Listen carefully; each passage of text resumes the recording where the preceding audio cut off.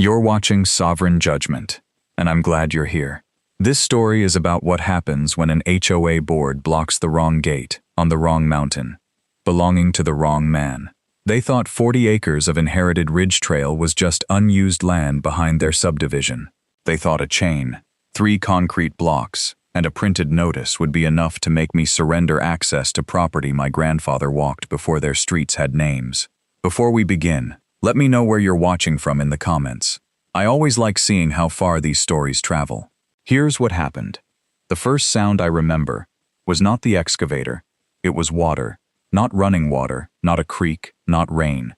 It was the hollow, metallic cough of a private 8-inch water line being shut down at a valve box under wet gravel, followed by a silence that rolled across the ridge like weather. At 8:17 on a gray Tuesday morning, a licensed utility crew stood on my land in orange vests. The county inspector stood beside them with a clipboard tucked under one arm, and the president of the Ridgehaven Crest Homeowners Association stood at the end of my gate, with both hands pressed against a strand of yellow caution tape. Her name was Marjorie Vance. She wore a cream-colored wool coat, even though the air smelled like diesel and damp clay, and the gold HOA pin on her lapel caught the pale morning light every time she turned her shoulder toward the news camera. Behind her, 36 houses on Briar Hollow Lane had sprinklers that would not run that morning. The entrance fountain had already drained down to a muddy ring. The decorative pond behind the clubhouse was losing its surface feed, and the private irrigation main that Ridgehaven Crest had used for 11 years was being cut, capped, and legally rerouted around my 40 acres. Marjorie kept saying the same thing. "You cannot touch our water line." I looked at the county inspector. He looked at the stamped plans in his hand, then at the survey stakes, then back at her. "It is not your line while it is on his parcel," he said. "Not without an easement." That was the moment her face changed. Not anger. She had been angry for months. This was recognition, the kind that comes late, when every warning you ignored starts arriving at once. But to understand why a whole neighborhood ended up watching its own water line being moved out of my ridge, you have to start back before the gate was blocked. My name is Daniel Mercer. For 22 years, I worked as a civil engineer specializing in rural water systems, drainage, and access roads. I was not the kind of engineer who spent most of his life behind glass towers and conference tables. My work was culverts, easements, pressure calculations, pump stations, road grades, frost depths, soil reports, and the quiet paperwork that makes physical infrastructure legal. My grandfather, Ellis Mercer, understood land better than anyone I ever knew. He bought 40 acres of ridge property in fictional Alder County in 1978, when the old logging trail still had wagon ruts in it, and the county tax map listed the parcel only as Ridge Tract 12B. It sat above what later became Ridgehaven Crest, a planned subdivision built in phases between 2009 and 2016. Before the houses, there were white pines, shale outcrops, deer trails, and one narrow gravel road that climbed from Millpost Road up to a locked green farm gate. My grandfather called it the Ridge Trail. When I was 12, he taught me how to read survey ribbons up there. Pink for boundary, blue for water, orange for temporary construction.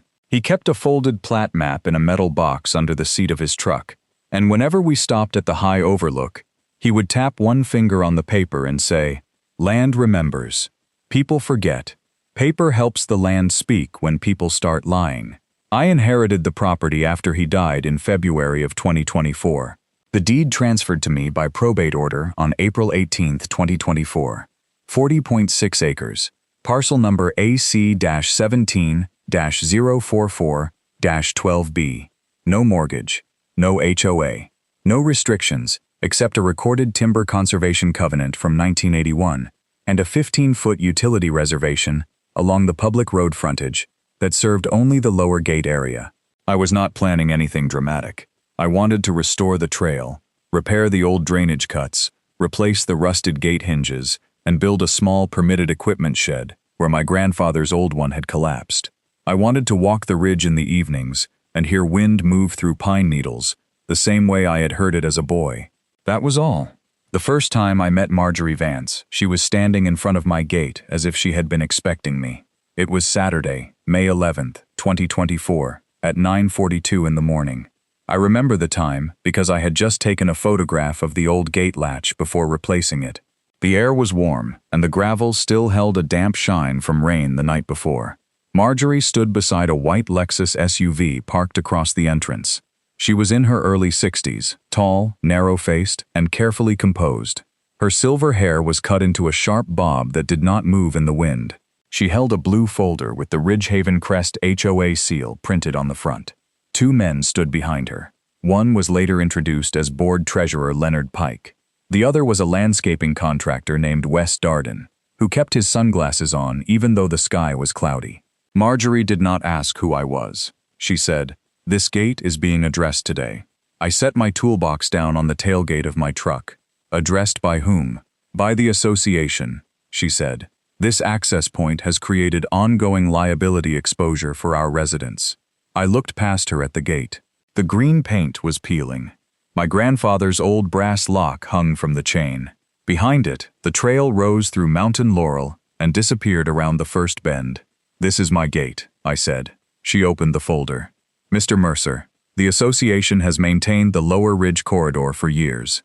Your family may have had historical use of the trail, but the surrounding development has changed the access profile. We cannot allow unauthorized ingress through HOA-adjacent property." It was a rehearsed sentence. I could hear the punctuation in it. "Are you saying this parcel belongs to the HOA?" I asked. "I am saying your access is subject to community safety standards." That was not my question. Her mouth tightened slightly. Leonard Pike stepped forward and handed me a single-page notice printed on heavy paper. At the top, under the Ridgehaven Crest letterhead, it read, "Notice of Access Suspension and Gate Review." Below that, someone had typed that my gate constituted an unapproved recreational access point, and that any entry through it would be considered trespass upon Ridgehaven Crest community-maintained property. It cited Article 9.4 of the Ridgehaven Crest Exterior and Common Area Governance Rules. I read it once. Then I asked, "Can you show me where Article 9.4 applies to parcel AC-17-044-12B? Marjorie blinked once. Slowly. "The association's legal position is clear. Then it should be easy to point to the document." She closed the folder. "You will receive further correspondence." By Monday morning, the gate was blocked. 3 concrete traffic barriers had been placed across the entrance. Each one weighed roughly 2,800 pounds. A new chain had been looped around the gate posts, over my grandfather's old chain, and fastened with a brass padlock that was not mine. A laminated sign hung from it. "Ridgehaven Crest, HOA private, common access closed violators, will be reported." I stood there for several minutes without touching anything. The ridge was quiet except for the ticking of leaves in the wind. Downhill, beyond the tree line, I could hear lawn equipment running somewhere in the subdivision. A sprinkler head clicked in a steady rhythm. I took 34 photographs. I photographed the barriers from the road. I photographed the chain. I photographed the lock, the sign, the tire tracks, and the fresh scrape marks where the barriers had been dragged into place. I placed a tape measure beside the gate opening and photographed the obstruction showing the full width blocked. Then I opened my field notebook and wrote, May 13, 2024, 7:26 a.m. Access to AC 17-044-12B, physically blocked by unknown party, using concrete barriers and non-owner lock. No prior court order received. No county notice received. HOA sign attached to private gate. I did not cut the chain. I did not move the barriers. I did not call Marjorie. I went home and opened the records. The first place I searched was the Alder County GIS parcel viewer. I pulled up my tract, then overlaid the subdivision plat for Ridgehaven Crest Phase 2. My grandfather's parcel appeared exactly where it should have been, a 40-acre ridge block behind the neighborhood, separated from HOA common land by a narrow strip of county right-of-way along Millpost Road. The HOA did not own my gate. The HOA did not own the first 312 feet of gravel trail. The HOA did not own the ridge corridor. Then I turned on the utilities overlay. That was when I saw the blue line. It entered the lower corner of my parcel from the south, curved beneath the first bend of the ridge trail, crossed my property for 684 feet, then exited near the northwest boundary, toward the Ridgehaven Crest Clubhouse and amenity pond. The label read, Reka Private Non-Potable Irrigation Main, approximate location. I stared at it for a long time. I knew enough not to trust a GIS line as proof. County mapping is useful, but it is not a deed. So I requested the underlying utility records from the Alder County Public Works Archive.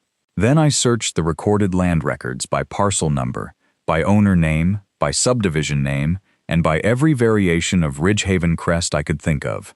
No easement, no recorded license, no maintenance agreement, no right of entry. On May 14th at 10:03 a.m., I drove to the Alder County Records Office and met with Deputy Clerk Sonia Bell. She was a careful woman, with half-moon reading glasses and a habit of tapping each page once before turning it. Together, we searched the Grantor-Grantee Index from 1978 forward. At 11:22, she found something that had never been recorded against my deed, but had been filed in an old development folder. It was a temporary construction water license, dated August 3rd, 2013. My grandfather had signed it with Ridgehaven Development Group LLC, the original subdivision developer, not the HOA. The license allowed a temporary non-potable water line to cross a defined portion of his lower tract during Phase 2 road construction and landscaping installation. The line was supposed to be removed or converted to a recorded easement within 18 months. The license fee was $1. The expiration date was February 3, 2015. The final paragraph said, "This license is personal to licensee, temporary in nature, non-assignable without written consent of owner, and shall terminate automatically upon sale, transfer, dissolution of licensee, or transfer of the burdened property." Ridgehaven Development Group LLC, dissolved in 2017. My grandfather died in 2024. The burdened property transferred to me. The license was dead 3 different ways. I asked Sonia for a certified copy. She placed the document in a manila envelope and stamped it with the county seal. The sound of the stamp hitting paper was small, but I remember feeling the entire dispute narrow into focus. They had blocked my gate while depending on an unauthorized private water line buried under it. I did not tell them. Not yet. I spent the next 3 evenings building the file. I searched the Ridgehaven Crest HOA governing documents through the Alder County Planned Community Registry. Article 9.4 existed, but it applied only to association-owned trails, walking paths, and recreational amenities located within common area parcels A through F. My parcel was not listed. My gate was not shown. My trail was not part of the planned community. I downloaded the HOA's annual reports from the fictional Eastmont State Corporation's division. Ridgehaven Crest Homeowners Association was active, but its common area inventory listed 18.7 acres, not 58.7. They had never claimed my 40 acres in any filed report. Then I searched utility permits.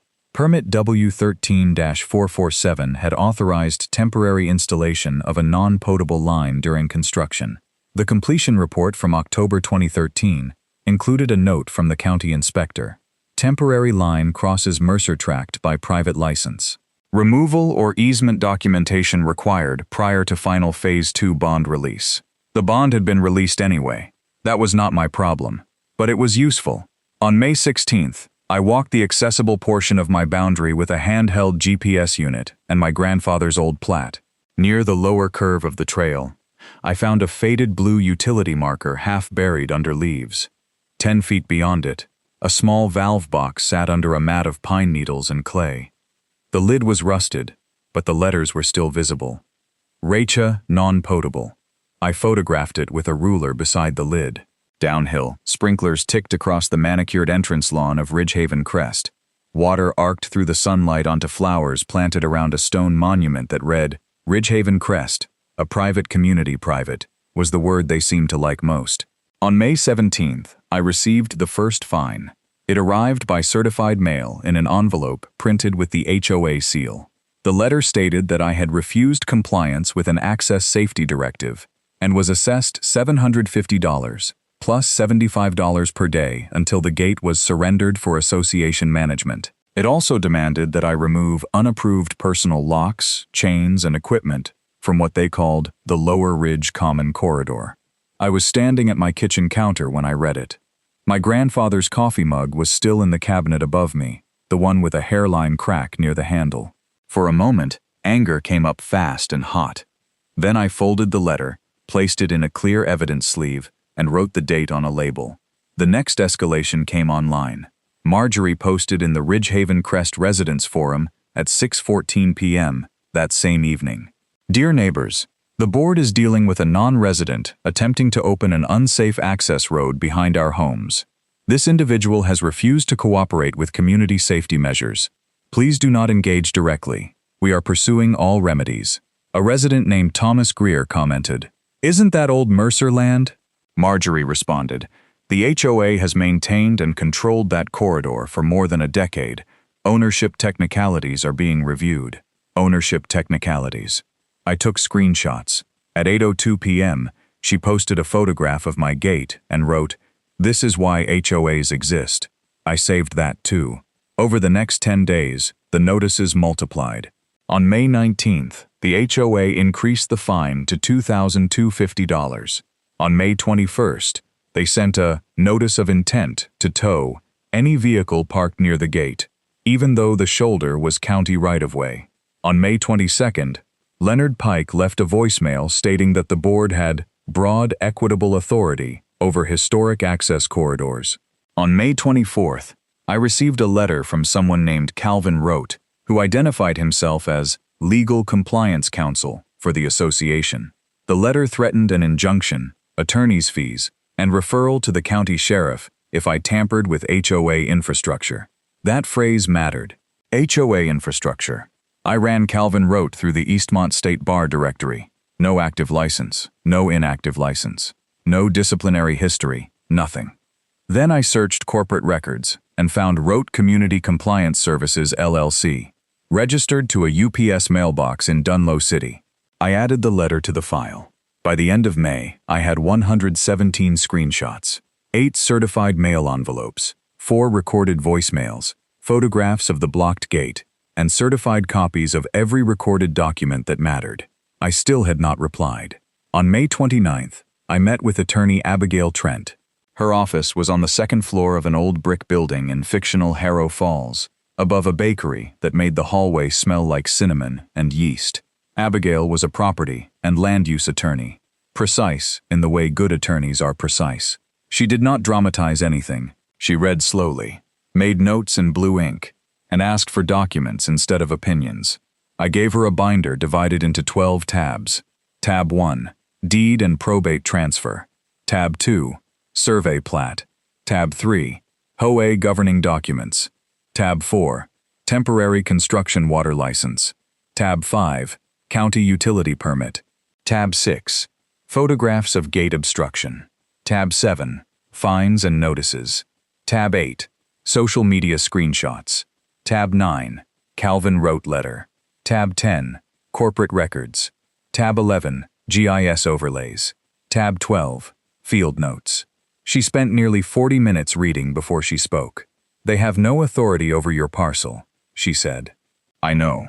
They also appear to be operating a private non-potable water line across your land, without a valid easement. I know that too." She looked up then. "What do you want?" It was the right question. "I want my access restored," I said. "I want the false fines withdrawn.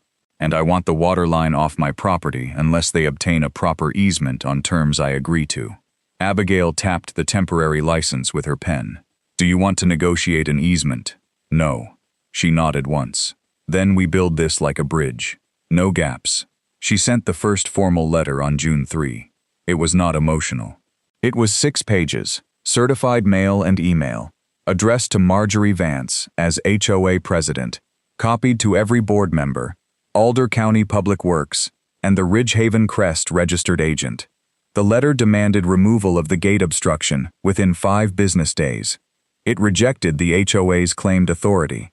It demanded withdrawal of all fines. It also gave notice that the private non-potable water line crossing my property had no valid easement, and that continued operation constituted unauthorized encroachment. Most importantly, it offered a temporary access window. The HOA had 30 days to submit proof of easement or propose a lawful relocation plan. During that time, I would not interfere with the line, provided they stopped blocking my gate and stopped claiming authority over my property. It was not a trap, it was an off-ramp. They did not take it. On June 6th, at 7:38 a.m., the 3 concrete barriers were still in place. On June 7th, Marjorie sent Abigail an email stating, "The board rejects Mr. Mercer's attempt to weaponize obsolete paperwork against a community asset." On June 8th, Calvin Rote sent a second letter claiming the HOA had acquired prescriptive infrastructure rights because the line had been in place for more than 10 years. He cited no statute, he attached no survey. He signed the letter Esquire, even though he was not an attorney. On June 10th, Marjorie posted again in the residence forum. Some people inherit land and immediately become hostile to the community around them. The board will not be bullied by technical claims. I saved the screenshot. Then I started the part of the process they never expected. I hired Northline Survey and Mapping, a licensed survey firm run by Elena Cho, to locate the water line, mark my parcel boundaries, and produce a sealed encroachment exhibit. Elena and her crew came out on June 12 with ground-penetrating radar, utility locators, and survey rods. The morning was hot, and the smell of crushed fern rose from the trail each time they pushed through brush. They marked the line with blue flags. It did not merely cross a corner.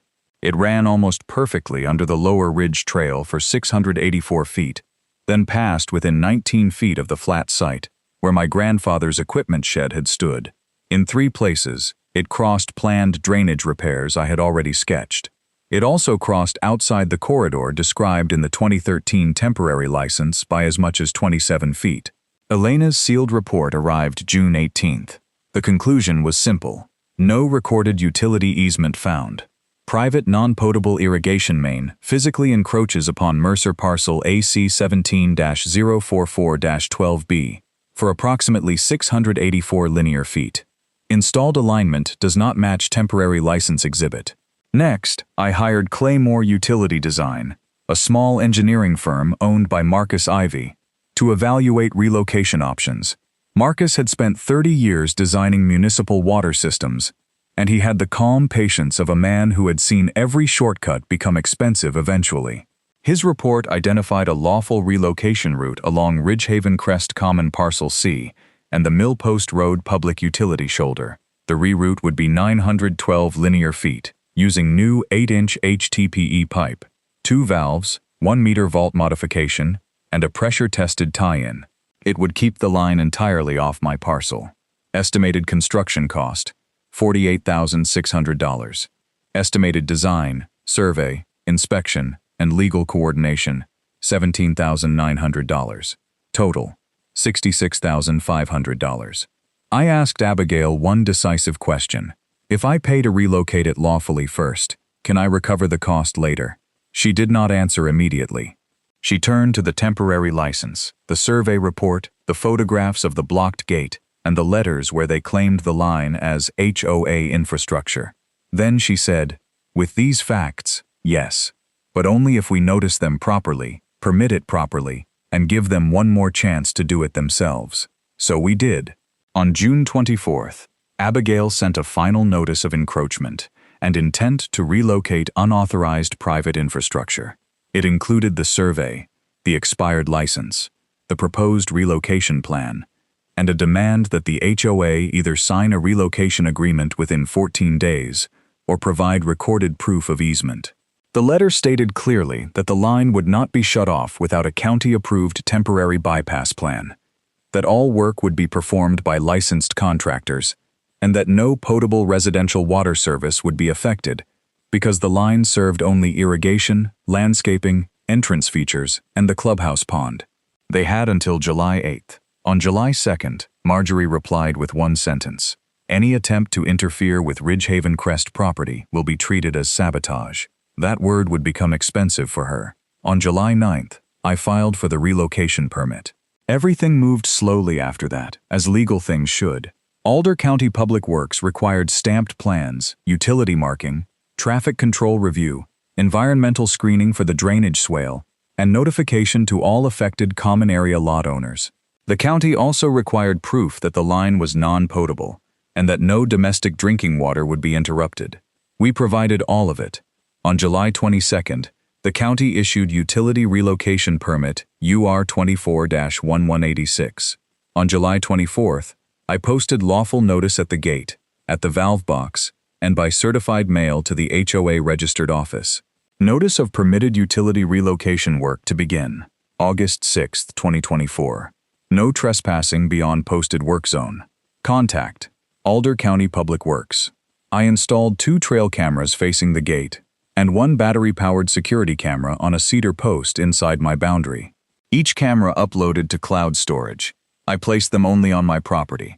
I also posted no trespassing signs at 100-foot intervals along the lower trail, each one referencing the parcel number and my contact information.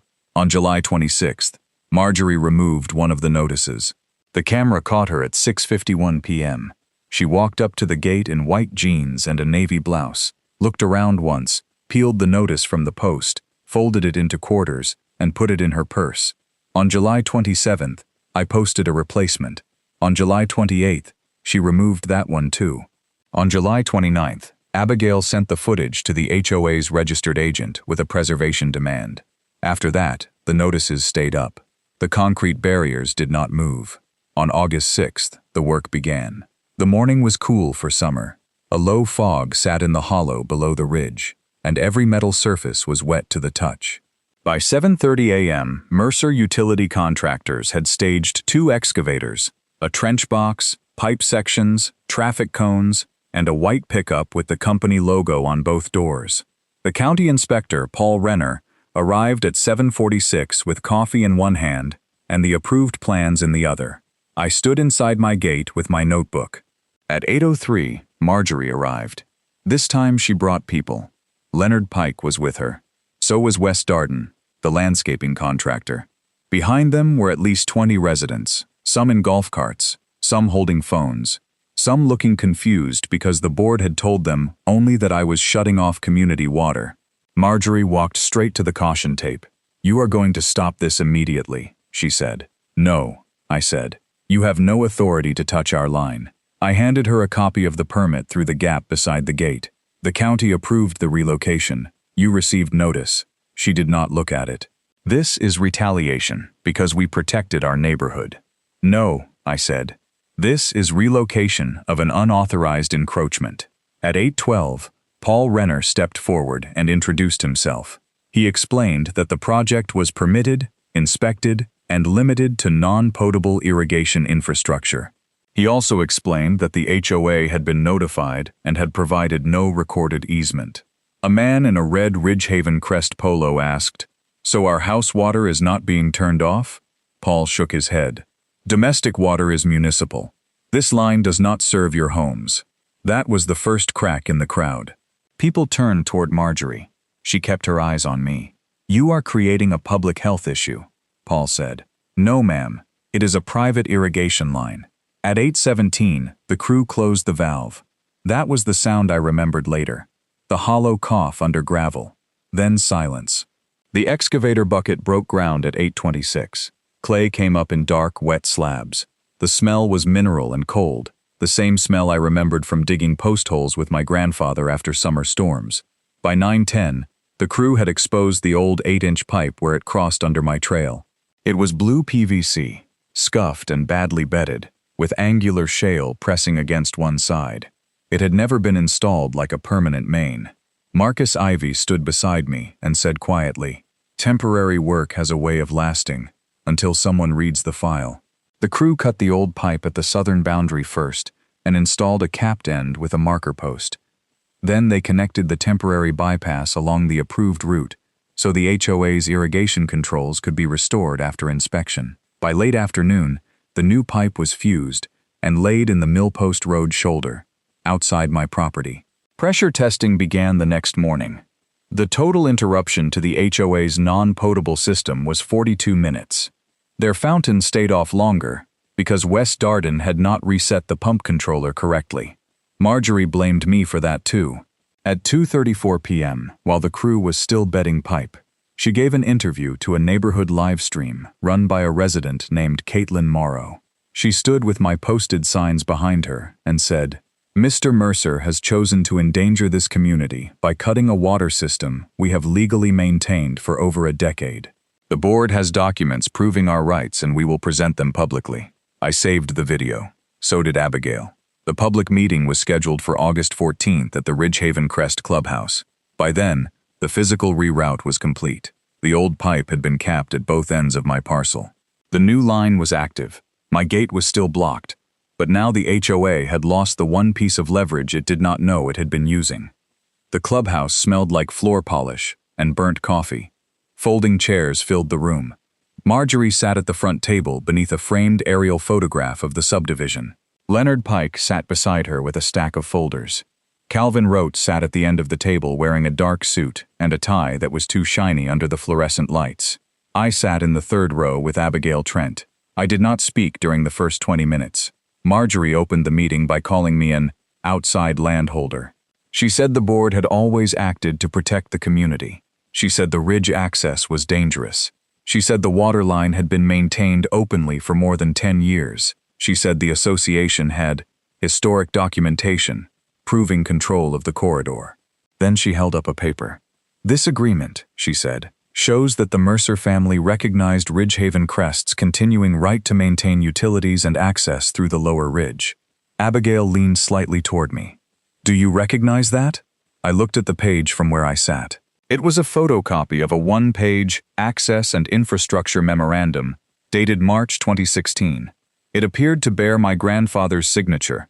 It claimed he granted Ridgehaven Crest permanent use of the lower ridge corridor for access control and utility maintenance. I had never seen it before. More importantly, the signature was wrong. My grandfather had signed his name with a sharp, high E in Ellis and a long underline beneath Mercer. The signature on Marjorie's paper was rounded and hesitant, with no underline. It looked copied from a check, not written by the hand that had filled decades of field notebooks in block letters. Marjorie continued, Mr. Mercer has tried to exploit a technical lapse in recording, but the board has always had permission. Abigail raised her hand. Marjorie looked irritated but said, Yes? Will the association provide that document for inspection? Calvin Rote answered before Marjorie could. This is an internal governance record. Abigail stood. My name is Abigail Trent. I represent Daniel Mercer. If the board is presenting that document as evidence of property rights, we are requesting that it be entered into the meeting record. Marjorie smiled slightly. Gladly, she passed copies down the row. That was the moment she destroyed her own case. The document had a footer, prepared by Rote Community Compliance Services LLC. But Rote Community Compliance Services LLC was formed on April 2, 2022. The document was dated March 2016. Abigail did not raise her voice.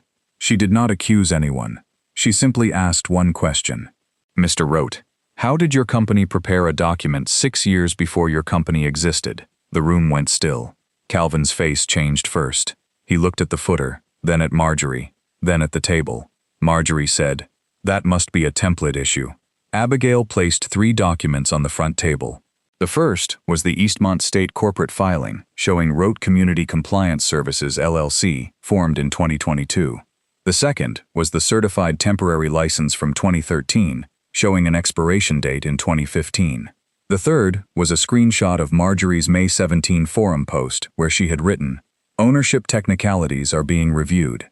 Abigail said, The board blocked my client's deeded access, fined him under HOA rules that do not apply to his land, operated an unauthorized water line across his parcel, ignored 3 legal notices, removed posted county permit notices, and has now presented a document that cannot be authentic in the form offered. A resident in the second row said, Marjorie, is that signature real? Marjorie did not answer. Leonard Pike stood and tried to adjourn the meeting, but by then, 2 things had already happened. First, Caitlin Morrow had been live streaming again. Second, Deputy Nolan Reyes from the Alder County Sheriff's Office was standing at the back of the room because Abigail had requested a civil standby due to the prior obstruction and threats. He did not arrest anyone that night. That is not how property disputes usually work, and it should not be. But he did take a report. He took the document. He took names. He asked who had placed the concrete barriers at my gate. Wes Darden, the landscaper, answered before anyone else could stop him. Marjorie told us to put them there. That sentence ended the meeting. The legal process took months. On August 19th, Abigail filed a civil complaint in Alder County Superior Court. Mercer v. Ridgehaven Crest Homeowners Association. Marjorie Vance, Leonard Pike, and Rote Community Compliance Services LLC. The claims were quiet words with heavy consequences. Trespass, private nuisance, slander of title, tortious interference with property access, declaratory judgment, injunctive relief, recovery of utility relocation costs. The complaint included photographs of the gate obstruction, the expired license, the sealed survey, the county permit, the social media posts, the false fines, the removed notices, the live stream statements, and the questionable 2016 memorandum. On August 27th, the court issued a temporary injunction ordering the HOA to remove all barriers, locks, signs, and claims of control from my gate within 72 hours. They waited 69 hours. Then Wes Darden came back with a skid steer and moved the concrete blocks. I watched from the shoulder of Millpost Road as the gate came back into view. The green paint was still peeling. My grandfather's brass lock was scratched, but intact. The first 100 feet of trail had tire ruts in it from the utility work, but it was mine again. I did not open the gate that day. I photographed it first. On September 12th, the Eastmont State Bar's Unauthorized Practice Division sent a cease and desist letter to Calvin Rote. He had used esquirk in correspondence, threatened legal remedies on behalf of an association, and implied attorney status without a license. His company was later fined $18,000 by the State Consumer Protection Office for deceptive legal services advertising. On October 4th, the Sheriff's Office referred the fabricated memorandum issue to the Alder County District Attorney's Fraud Unit. The DA did not charge Marjorie with forgery because they could not prove who physically created the document. But they did charge Calvin Rote with one count of offering a false instrument for filing after he attempted to submit the memorandum as part of the HOA's insurance claim packet. He entered a no-contest plea in January 2025 and received probation, restitution, and a permanent injunction barring him from offering legal compliance services. The HOA's insurance carrier denied coverage for intentional acts. That mattered. By the time the civil case reached mediation in February 2025, Ridgehaven Crest had spent $41,300 in defense costs and still had no easement, no access claim, and no valid fines. The settlement was entered as a consent judgment on March 3, 2025. The HOA paid me $66,500 for utility relocation costs. They paid $24,800 for survey, engineering, and permitting expenses. They paid $38,600 for attorney's fees. They paid $12,000 in damages for loss of access and interference. Total, $141,900.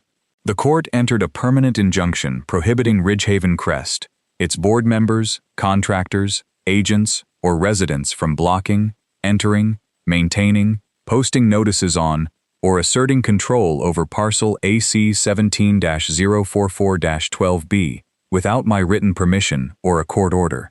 All fines were voided. The HOA was required to record a corrective notice in the county land records, stating it had no ownership, easement, access control, maintenance right, or regulatory authority over my 40 acres. At a special membership meeting on March 20, 2025, residents voted 58-11 to remove Marjorie Vance as HOA president. Leonard Pike resigned before the vote. The new board president, Thomas Greer, sent me a letter 2 weeks later. It was short. Mr. Mercer, on behalf of the new board, I apologize for the association's actions regarding your property. We have instructed all contractors and residents that your land is private and outside HOA control. I kept the letter, not because I needed it, because records matter. That spring, I repaired the ridge trail. I hired a gravel crew to regrade the lower 312 feet and install 2 water bars where runoff had been cutting across the roadbed.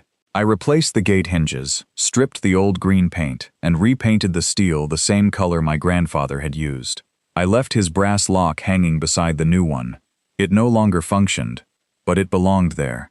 On April 18th, exactly 1 year after the deed transferred to me, I walked the trail alone. The morning was cool. Sunlight came through the pines in thin gold lines.